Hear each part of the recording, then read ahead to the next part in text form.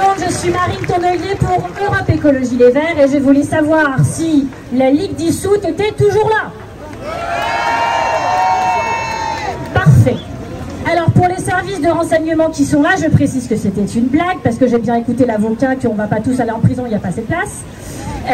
Donc dites bien à Gérald Darmanin que ça va bien se passer et que si il veut s'occuper de trucs, il s'occupe plutôt du racisme systémique dans la police. Là, il y a du travail.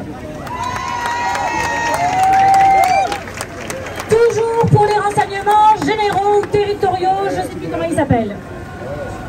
On est juste ici venus prendre des nouvelles de nos copains. Ils sont des soulèvements de la terre ou pas, j'en sais rien et je m'en fous. On travaillait avec eux hier, on travaille avec eux aujourd'hui et on travaillera avec eux demain, Darmanin ou pas. Vous êtes d'accord? On est comme ça chez les écolos, politiques, associatifs, élus ou pas, vous l'êtes tous ici. On est déterminés, déterminés plus que jamais même. Déterminés, solides et solidaires. Alors, merci à celles et ceux qui sont en première ligne. Vous êtes là ce soir, c'est déjà bien, mais il y en a qui prennent beaucoup plus de risques que moi, que vous, que nous. Alors on pense à eux, ils prennent plus de risques que la moyenne. Merci à celles et ceux qui tentent aussi d'élever le niveau du débat public. Parce que je sais pas vous, mais moi, j'en ai marre. J'entends ces débats, on dirait le bac philo. Est-ce que ce qui est illégal peut être légitime? L'écologie est-elle un terrorisme? Est-ce que quand on parle d'antiterrorisme, pour une action contre Lafarge, on parle bien du pognon qu'ils ont filé en cash à l'État islamique en Syrie ou pas?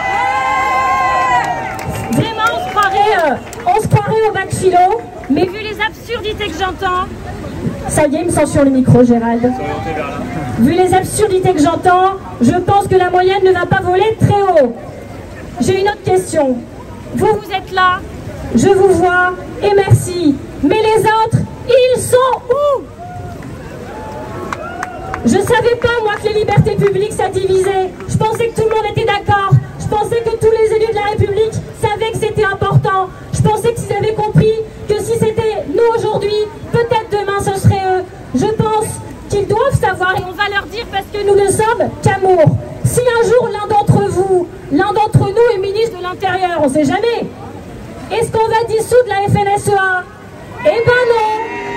Non, non, non.